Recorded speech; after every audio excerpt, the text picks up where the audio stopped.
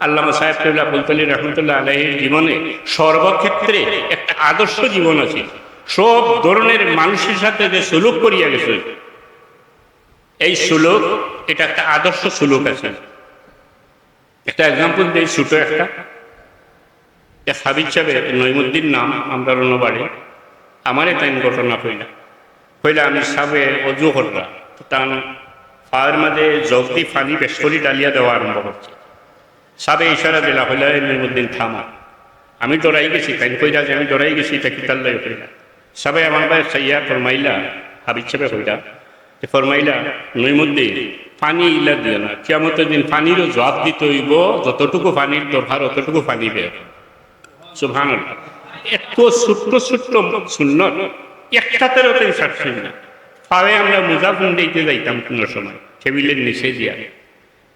জানেন তো আপনারা মোজা, আপনার পায়জামা ইত্যাদি লেবাস ডাইন দিক থেকে পরাটা সুন্নত। এমন সুন্নত নাই যে আপনি যদি জানেন না বললেন বা বলে শাড়ি দিচ্ছেন তেমন গুণাবার কিছু নাই, মাইনর একটা সুন্নত।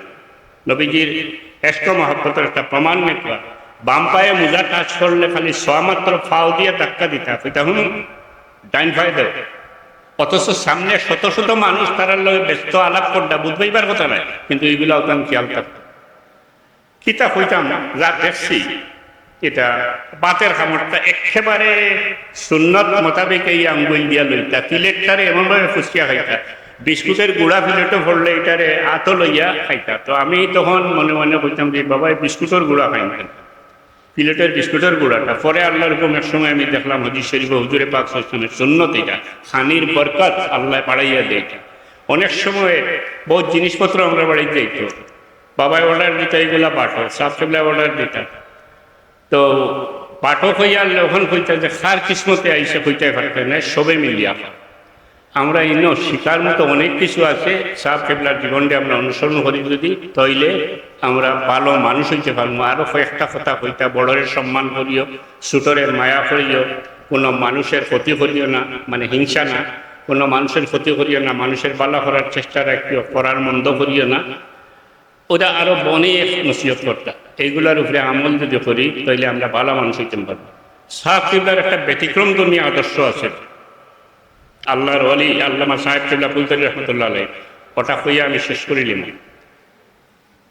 তাই সর্বক্ষণ সত্যের উপরে অটল আছে, কোনো শক্তিয়ে কোনো গুমরাহি কোনো শক্তিয়ে টানলে কোনো সময়ও সত্য থাকে সঠিক পথ থেকে বিচ্যুত করতে পারছে না, এমনকি টানলে জানে মারি নেওয়ার চেষ্টা করা হয়েছে। তারপরেও তাই আল্লাহর রহমতের আদর্শের উপরে দৃঢ়ভাবে সত্যভাবে রয়েছে, এবং তার জীবনে কোনো দিন কোনো পরিস্থিতিতে কোন দল, কোন মতবাদ, কোন নেতা, কোন নেত্রী কারোর ছায়াতলে আশ্রয় নিছেন না, কারোর ছায়াতলে শেল্টার নিছেন না। তাই আল্লাহর উপরে ভরসা রাখিয়া চলিয়া গেছেন। বিদায় সর্বস্তরের মন্ত্রী মিনিস্টার থেকে লিয়া সর্বস্তরের মানুষে তাদের সম্মান করছে এবং তার কদমের দুলা নিচ্ছে। এই আদর্শের উপরে আমরা অটল থাকতে হইব। বুঝছেন না কথা? সংগঠন করি আমরা তালাজিমে ইসলামিয়া, এটা কেল লাগে সাহেব কেবলায় সৃষ্টি করিয়া গেছেন। আঞ্জুমানে আল ইসলাম কেল লাগে সৃষ্টি করিয়া গেছেন। আঞ্জুমানে আল ইসলাম সম্পর্কে যেদিন বড়ুয়া বৈঠক হইল, প্রথম মদ্দিসা হুজুরা ছিল, গোটারগ্রামের হুজুরা ছিল, নালুসবের মদ্দিসাবা ছিল, আজমান আলী সাহ দরগাঁও এক হাজি সাহ মারহুম রহমতুল্লাহ আলাইহি, তাই না ছিল, আরো বহুত উলামায়ে কেরাম ছিল। আমি নিজে দেখছি, আমি সাহ হইয়া দেওয়াতে ছিলাম। সাহ কেবলায় ফরমাইয়া আমি এটা একটু আবেগে এই কথা কইতে হবে ফখলরে কইরা যে আমি আঞ্জুমানে আল ইসলাম ফিতার লাগে পড়ছি, আপনারা জানেননি। সাবে নিজে উত্তর দিরা যে আহলে সুন্নাত ওয়াল জামাতের সব ঐক্যবদ্ধ থাকার লাগে, এক থাকার লাগে, এবং আমরা ইসলাম লাগে করছি। আমি আপনারা কাছে বলতে চাই, যারা আঞ্জুমানে আল ইসলাম আসুন, তালামিজে ইসলামিয়ায় আসুন, সাবের লক্ষ্য এবং উদ্দেশ্য আহলে সুন্নাত ওয়াল জামাতের সব ঐক্যবদ্ধ থাকা এবং নিজের ইসলাহ করা। এই লক্ষ্যে, এই উদ্দেশ্যে এই সমস্ত সংগঠন গঠন ঘটিয়া গেছে। বিদায় আমরা চেষ্টা করা উচিত এই লক্ষ্য অর্জন করা।